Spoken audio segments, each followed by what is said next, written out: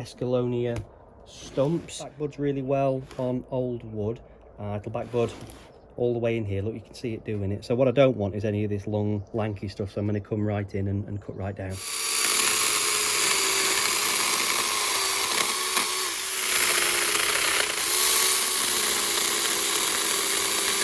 And this is the bit that I'm interested in, can you see? So we've got a bit of wiggly movement in there, moving up there. Now the wood on Escallonias is really very soft. Can you see how spongy this is? Look, if you have a look, I can easily rub some of that off with my hand. So yeah, if I leave that for too long, it's just going to completely rot away. So what I want to do is just preserve that wood. First step is a bit of a toothbrush and just get rid of some of the really soft stuff, because there's no point trying to preserve that. So, you know, you can see it all in here, look. And then I'm just going to use a root hook and just have a little bit of a dig around and just get rid of some of the really soft stuff from here. Can you see that all right? Just take off some of this flaky bark as well while we're here. There's a nice bit of root going on down there. Here's another Escallonia. I've already tidied it up and got it how I want it. Now, what I'm using is wood hardener to actually paint onto the dead wood as a preservative. And it's the kind of wood hardener that you'd get from hardware stores and that sort of thing. The actual brand that I'm using is one called Bonda, B-O-N-D-A, Bonda wood hardener. But I think it's the same as most other wood hardeners. So I'm just painting that onto the exposed areas here. Smells a bit terpy. And that'll just stop that wood from rotting back any further. So I shall take my time and do a bit of that. Next job of my day is doing some work on these azaleas that we acquired fairly recently. And what I want to do today is treat this chlorosis that I seem to have on here. So if I can draw your attention just to these leaves here. Now, can you see the vein is quite green, but the rest of the leaf is a really washed out yellow colour. So if we have a scan through, you'll see those now. Can you see them just inside there? That's a candidate just in there. Look, another one there. Now this is a magnesium deficiency apparently. So what I'm going to do is I'm going to try and treat that to improve the overall health of the tree.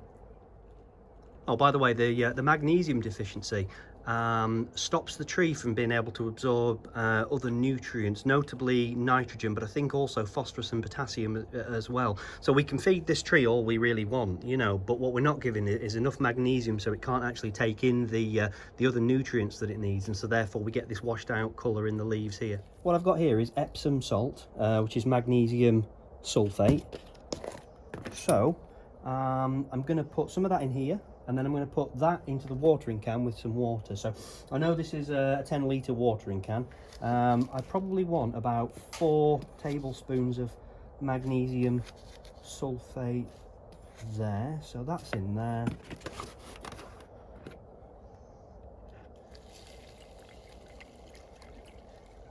Give that a good stir to get it all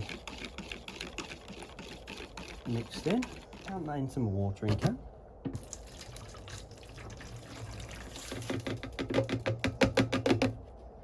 And then I shall fill my watering can up to the top, and then I shall treat all the azaleas with that.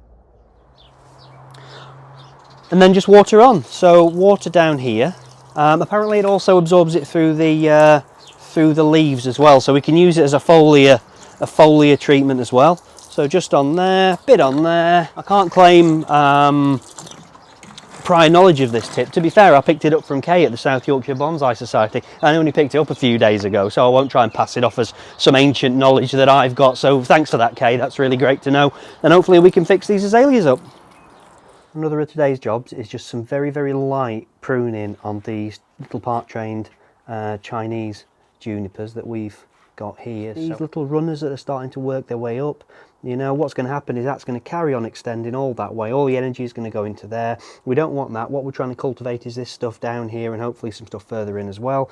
So it's very, very light. It's just those little tips off, just here, and just there, and just there, and just there. I used to go hell for leather and pull far too much off in one go, but now I've learned that actually it's little and often that's really good for this sort of thing, rather than going hell for leather and ripping big sections out.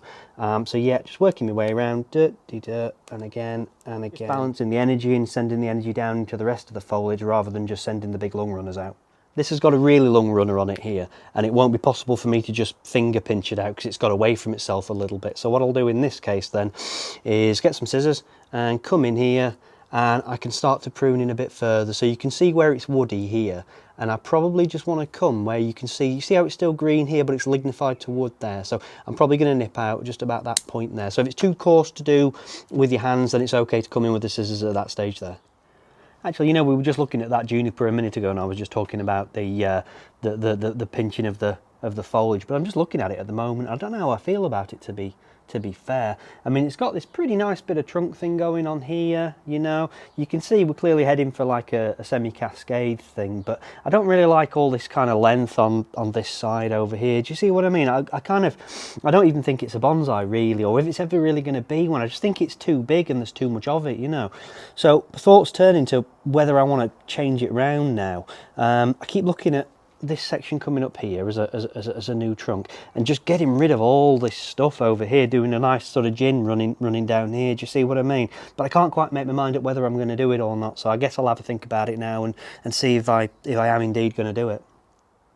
Just having a nosy inside again. So what you'd end up with is that just there as your new trunk, your new leader, you know, and then we've got possibly one here and two here, so we'd only end up with sort of 3 things coming off the main trunk, and then, as I say, all this over here would be a gin. So I really can't make my mind up as to whether it would look all right or not. I think let's go and see what happens. We'll give it a try and see how it works out.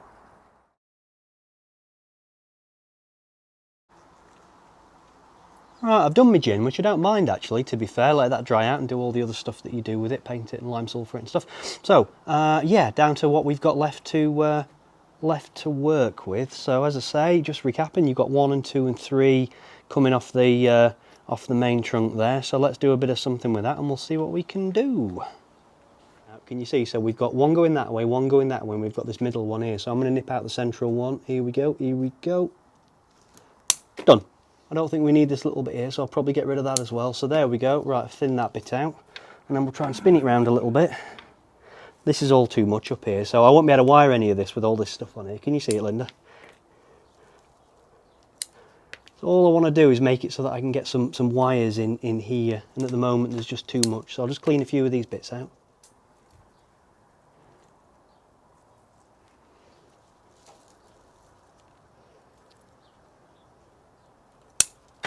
That should be just enough now for me to work with, so I'll get some wire on now.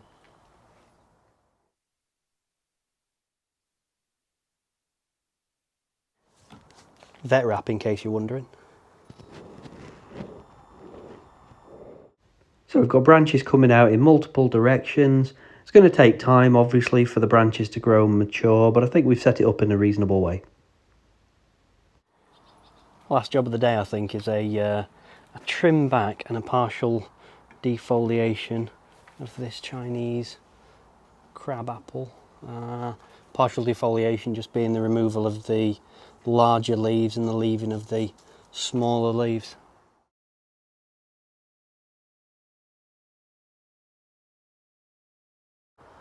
There we go, just lightly thinned.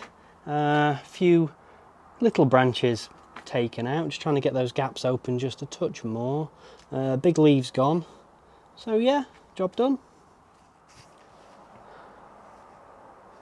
Well, there we go. It's been a quiet day in the shop, so I've got loads of little bits done. I don't always get a chance, to be fair. We started off looking at some Escallonias. We did some wood preserving on there. Then we went over to doing some work on fixing up some poorly azaleas, so some horticultural stuff going on. Did a bit of pruning on the junipers, and then did a little bit of a style on a larger juniper there, and then finished up with partial defoliation and light trimming of the crabapple. So thanks for watching. I hope you liked the video. Give us a subscribe if you can, it's always great, and yeah, we'll see you soon.